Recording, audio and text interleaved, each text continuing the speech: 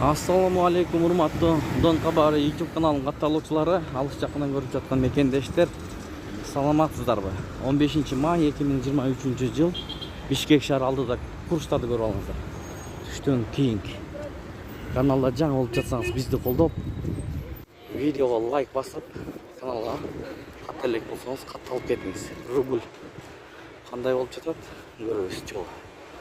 Жетиген доллар 87.30, евро 95 сом, рубль 1 сом 0.9 тыйын.